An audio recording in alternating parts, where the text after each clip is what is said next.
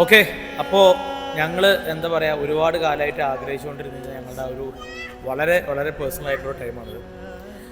ഞങ്ങളുടെ ഷൊട്ടാബിയുടെ ബർത്ത്ഡേ ആണ്.